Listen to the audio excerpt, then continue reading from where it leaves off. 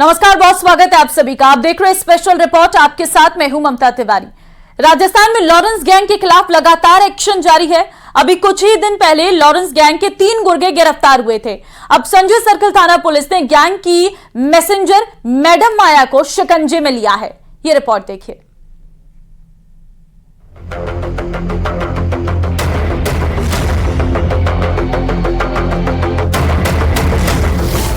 Action में police, Lawrence gang का निकला दम।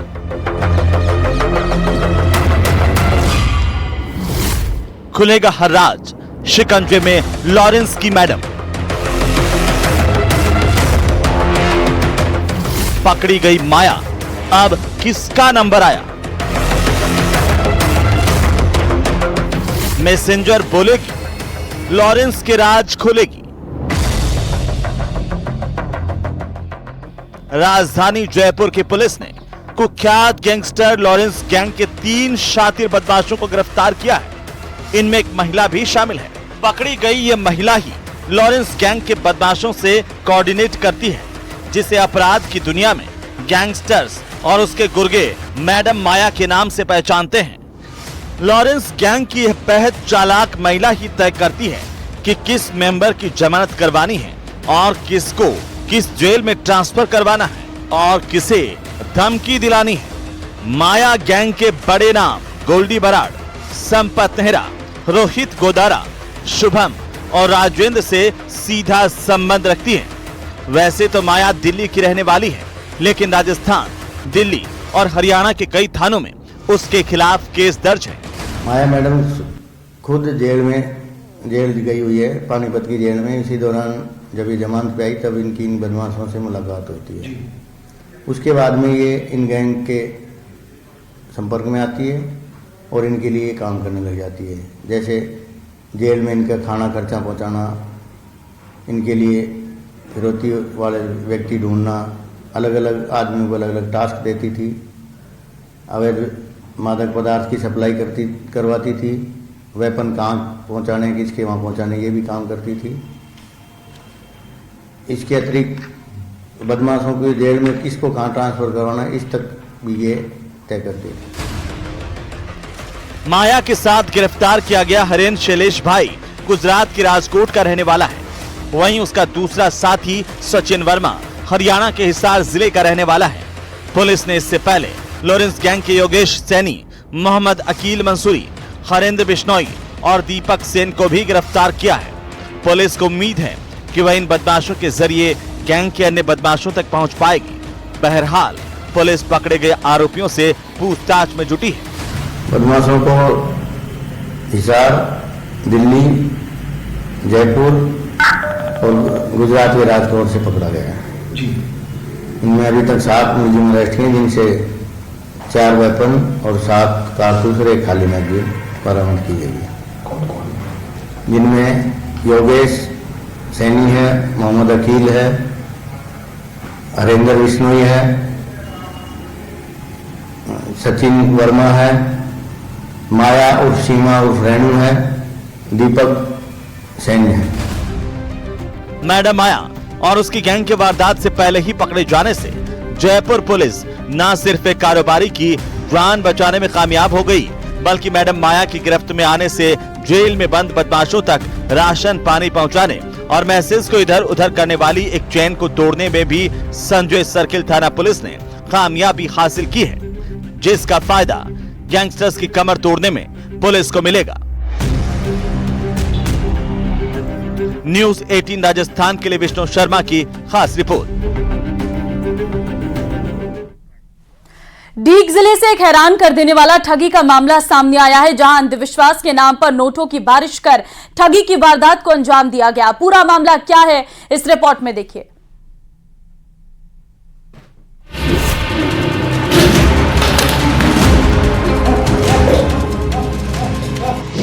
अंधविश्वास का सहारा, सारा पैसा हमारा।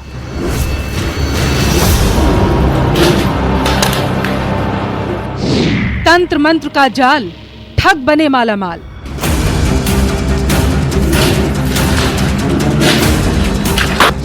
पॉकेट पर चोट, जब कंबल से बरसे नोट।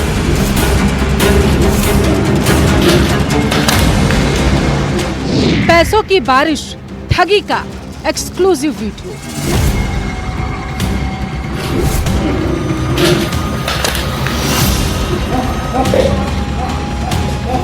इक्कीसवीं सदी में ठगी के नए नए तरीके सामने आ रहे हैं। कभी डिजिटल अरेस्ट, कभी बैंक के नाम पर धोखाधड़ी, तो कभी नौकरी के नाम पर झांसा।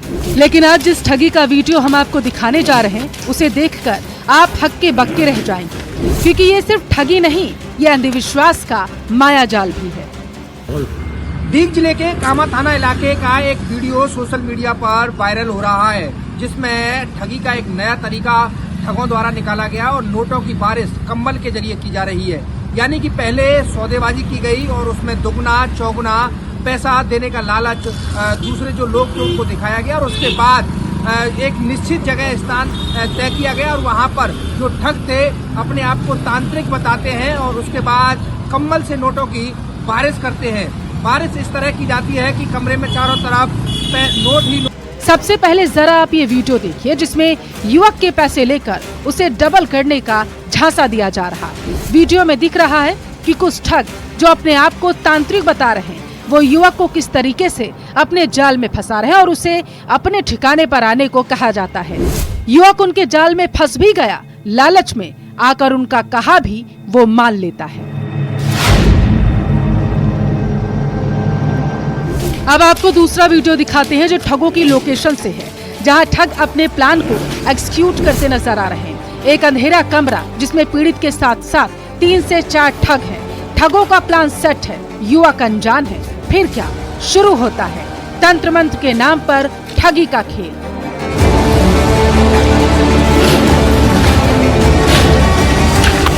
ठग भूत प्रेत जैसी कुछ आवाजें निकालते हैं, फिर उसके ऊपर कंबल डाल दिया जाता है। चेहरे पर कंबल पड़ते ही ठग कंबल के अंदर से नोटों की बारिश करता है। देखते ही देखते पूरा कमरा नोटों से भर गया। लेकिन इसी बीच ठगों का असली गेम चालू हुआ, जब कमरे में ही रखे एक लोटे में धमाके जैसा कुछ होता है। धमाके के बाद ठगों की गिरोह का एक सदस्य फर्श पर गिर जाता है और मरने की एक्टिंग करने लगता है। इसके बाद ठग पीड़ित को डराते हैं कि वो शख्स मरने वाला है, ऐसे में उसे वहां से चले जाना चाहिए। दरअसल मौके से वो फरार होना चाहते थे। अपनी आंखों के सामने ये सब देखकर पीड़ित सहम जाता है और कुछ समझ ही नहीं पाता, और खुद को किसी क्राइम सीन में इन्वॉल्व होने से बचने के लिए वो वहां से भाग जाता है। पीड़ित को जब ठगी का एहसास हुआ तो उसने थाने में शिकायत दर्ज कराई, जिसके बाद पुलिस ने जांच शुरू कर दी है और वीडियो के आधार पर ठगों की पहचान भी की जा रही। जल्द ही जालसाज पकड़ में आ जाएंगे।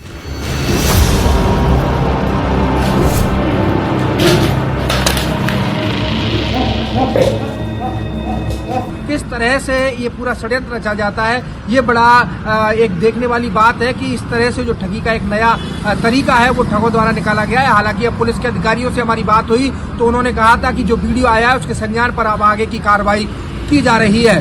दीपक पुरी, न्यूज 18 बीग। कोटा में हैंगिंग ब्रिज के पास केंद्रीय नारकोटिक्स ब्यूरो की टीम पर हमले की ऐसी तस्वीर पहले आपने कभी नहीं देखी होगी, जहां बेखौफ तस्करों ने नारकोटिक्स की टीम पर ही अटैक कर दिया। सीबीएन की गाड़ी को 2 बार से अधिक बार टक्कर मारी और मौके से भागने की कोशिश की। ये रिपोर्ट देखिए। मारी टक्कर, घसीटी गाड़ी।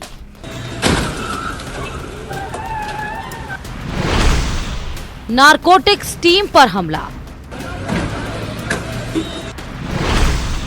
MP2 राजस्थान तस्करी।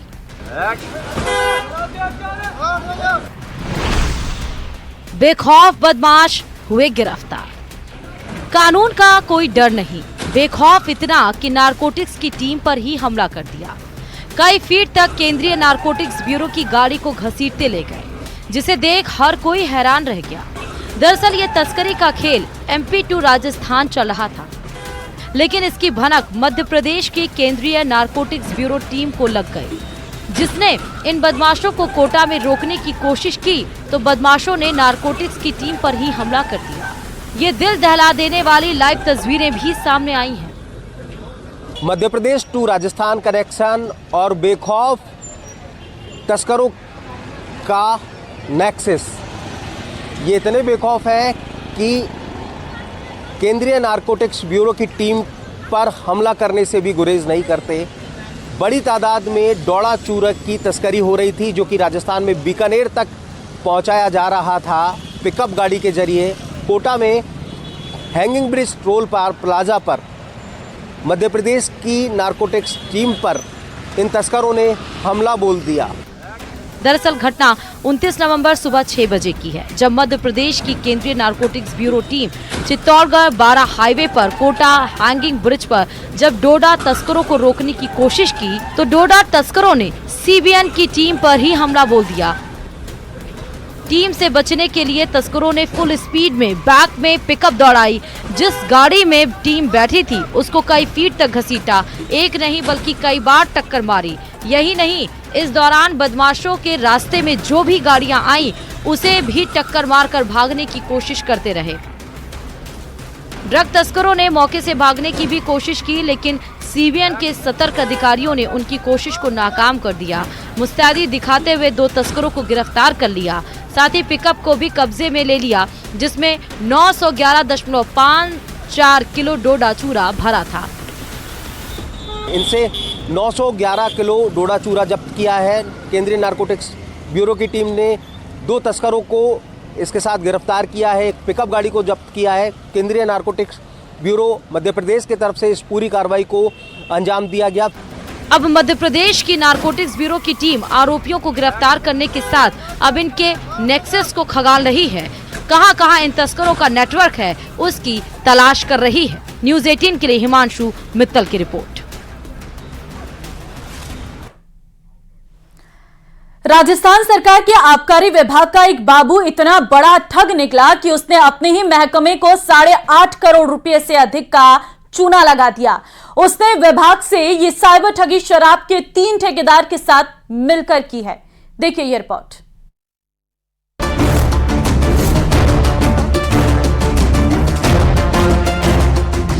आबकारी विभाग का बाबू बना महाठग।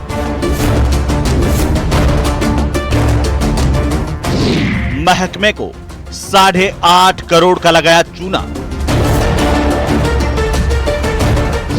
3 शराब ठेकेदारों के साथ मिलकर किया फ्रॉड।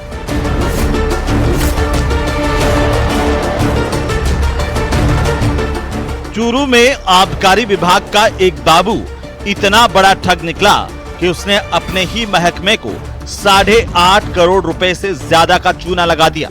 उसने विभाग से ये साइबर ठगी शराब के 3 ठेकेदारों के साथ मिलकर की। इस ठगी का खुलासा हुआ तो महकमे में हड़कंप मच गया।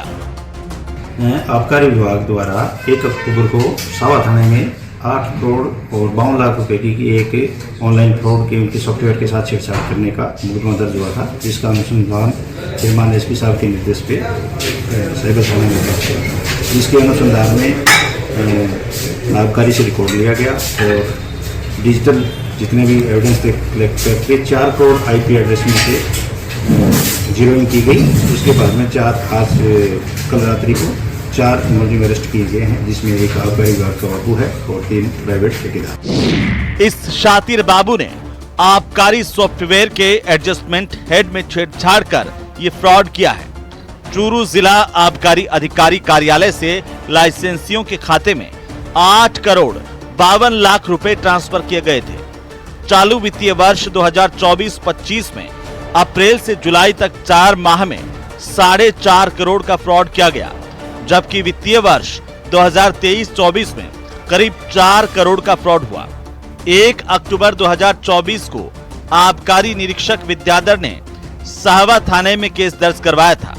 मामला ऑनलाइन फ्रॉड का होने की वजह से इसकी जांच चूरू के साइबर थाने को दी गई।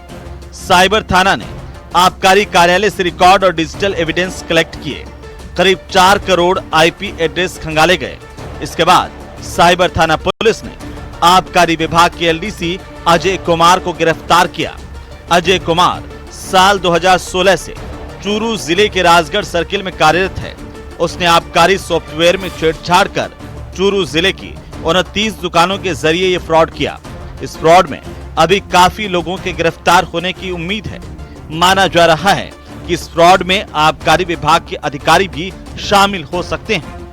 एक्चुअल में क्या है कि आबकारी का एक सॉफ्टवेयर बना हुआ है जिसके में एक एडजस्टमेंट हेड होता है। उसके अंदर एक वेबसाइट ड्यूटी होती है और एक डीएलर। उन्होंने इन दो हेड में छेड़छानी करके विभिन्न अलग अलग करके 29 दुकानों पे इन्होंने उसको क्रेडिट किया गया, उसी से उन्होंने माल उठाया और इस तरह से उन्होंने लगभग 8.5 करोड़ रुपए का फ्रॉड किया था। चूरू जिला आबकारी अधिकारी कार्यालय में 8.5 करोड़ के गबन मामले में साइबर थाना पुलिस ने आबकारी एलडीसी अजय कुमार, सिद्धमुख के बीरमी गांव निवासी राजकुमार, हमीरवास के विकास यादव और रतनगढ़ के नौसरिया गांव निवासी नरेंद्र को गिरफ्तार किया है। इन चारों आरोपियों से पूछताछ में इस महाठगी में शामिल अन्य चेहरे भी बेनकाब होंगे। न्यूज 18 राजस्थान के लिए चूरू से मनोज शर्मा की रिपोर्ट।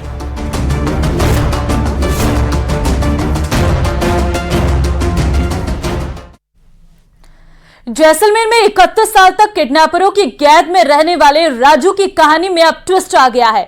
देहरादून के शर्मा परिवार ने दावा किया है जो राजू बनकर गाजियाबाद आया है दरअसल वो कोई और है।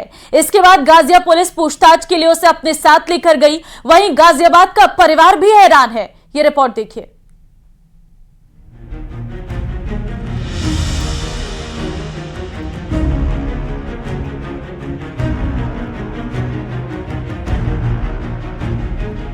गाजियाबाद में एक परिवार को 31 साल बाद खुशियां मिली। उनके बेटे राजू का 31 साल पहले अपहरण हो गया था। जब पुलिस की मदद से राजू घर पहुंचा तो घर वालों ने भी उसे अपना लिया। लेकिन अब इस कहानी में एक बहुत बड़ा ट्विस्ट आ गया है जिससे राजू के घर वाले भी असमंजस में पड़ गए हैं कि आखिर जो बेटा बनकर उनके घर आया है वो हकीकत में उनका बेटा है या नहीं। इसका कनेक्शन अब देहरादून से जुड़ गया है क्योंकि देहरादून के एक परिवार ने बेहद ही गंभीर आरोप लगाए हैं जिससे देहरादून और गाजियाबाद पुलिस भी दंग है। देहरादून के शर्मा परिवार का आरोप है कि जो राजू बनकर गाजियाबाद आया है दरअसल उसका नाम राजू है ही नहीं। परिवार का दावा है कि जो गाजियाबाद में खुद को राजू बता रहा है उसने अपना नाम मोनू बताया था। देहरादून में कपिल देव शर्मा का परिवार रहता है। करीब 16 साल पहले उनका बेटा भी खो गया था। 5 महीने पहले मोनू बनकर एक युवक ने पुलिस से संपर्क किया और बाद में शर्मा परिवार ने उसे अपना खोया हुआ बेटा मोनू मान लिया। उसने देहरादून एसएसपी ऑफिस पहुंचकर अपनी ऐसी अपहरण की कहानी सुनाई जिससे पुलिस को भी यकीन हो गया। कपिल देव शर्मा का बेटा लोहिया नगर से गुम हुआ था। उसने ऐसी कहानी गढ़ी जो बिल्कुल हकीकत से मिलती जुलती थी। बाद में पुलिस ने परिवार की तलाश कर उसे सौंप दिया। काफी समय तक वो उनके साथ मोनू बनकर रहा। युवक पर शक इसलिए भी गहरा गया क्योंकि जो कहानी उसने गाजियाबाद में सुनाई ठीक वैसी ही कहानी शर्मा परिवार को भी बताई। चाहे वो अपहरण करके राजस्थान ले जाने वाली बात हो, भेड़ बकरियां चराने और एक रोटी मिलने की बात हो। इस फैमिली को पिछले 5 से 6 महीने पहले ये पता चला कि उनका बेटा जो कि सालों पहले से गुमशुदा था और वो पुलिस को मिल गया था। उस व्यक्ति ने अपनी एक ऐसी कहानी रची और पुलिस के पास गया और कहा कि मैं देहरादून का रहने वाला हूँ। कहानी के पात्र में आप उसके फादर आए थे। क्या था, क्या कहानी बताई थी उसने या क्या हुआ था? मतलब कहानी उन्होंने वहाँ भी यही बताई थी जहाँ से हम उसने लेके आते कचहरी में से कि मैं ऐसे ऐसे हूँ, ऐसे राजस्थान में मुझे कारगी चौक से कोई ट्रक में ले गया लाद के, मुंह पे कपड़ा सुंगा के क्या है बेहोश करके, और मेरी आँख खुली राजस्थान में जाके, और तब से मैं भेड़ बकरी वहाँ चरा रहा हूँ और मुझे खाने के लिए वो शाम को सिर्फ एक रोटी दिया करते थे और दिन भर कुछ नहीं देते थे। तो क्या आपका बेटा भी गुम हुआ था? हमारा बेटा गुम हो रखा 2008 में। 2008 में। तो वही कहानी उसने बताई थी आपको कि इस तरीके से गुम हुआ था। जिस तरीके से बेटा गुम हुआ था आपका, क्या वही कहानी? मतलब अब हमें ये तो नहीं पता कि वो किस टाइप से गुम हुआ, कैसे हुआ, क्योंकि उस टाइम आपका जो है ये नगर निगम के इलेक्शन चल रहे थे 2008 में। मोनू ने शर्मा परिवार से कहा कि वो नौकरी के लिए दिल्ली जा रहा है, लेकिन जब गाजियाबाद की कहानी सुनी तो इसके बाद शर्मा परिवार भी मीडिया के सामने आ गया। परिवार का कहना है कि मोनू घर में झगड़ा करता था। उसका स्वभाव बेहद आक्रामक हो गया था। तो उसकी मम्मी के पास भेज दिया था। फिर वो फिर भी जाते ही रहता था बाहर। अच्छा, अभी कब गया था वो? 21 को गया था जी। इसी 21 को? हाँ जी। तो क्या कह के गया था?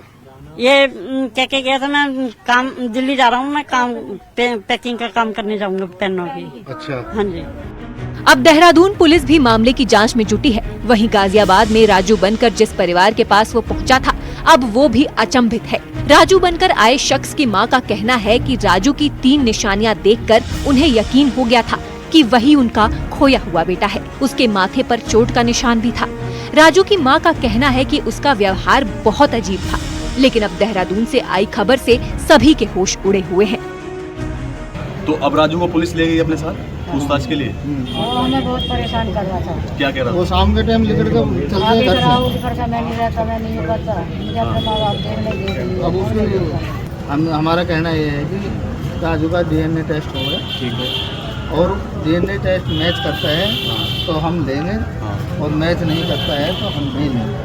हम दूसरे को क्यों करें? बिल्कुल सच्चाई है कि दूसरे के बच्चों को क्यों लें, लेकिन जैसा माताजी बता रही है कि 3 निशानी और तीनों मिल भी रही है। हाँ, 3 निशानी मिल रही है, निशानी बनाई भी जा सकती है।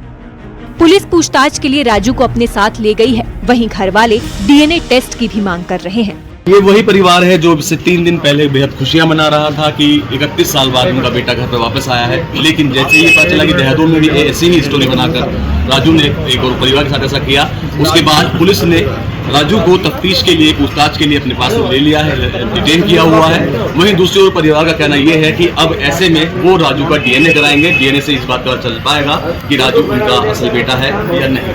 कैमरा पर्सन सतीश के साथ अमित राणा, न्यूज़ 18 उत्तर प्रदेश।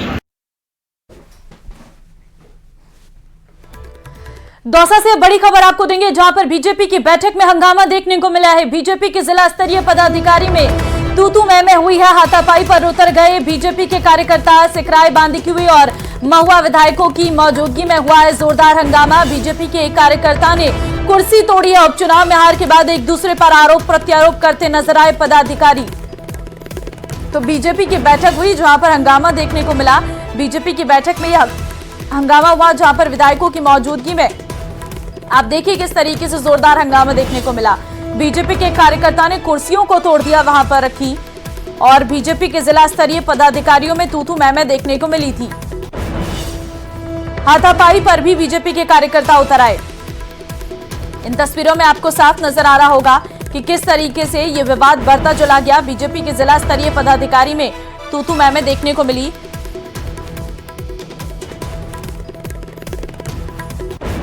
विधायकों की मौजूदगी में ये जोरदार हंगामा देखने को मिला। बीजेपी की बैठक चल रही थी और तभी अचानक से विधायकों में तू मैं किसी बात को लेकर हुई, और इसी दौरान बीजेपी के एक कार्यकर्ता ने वहां पर रखी कुर्सी को तोड़ दिया।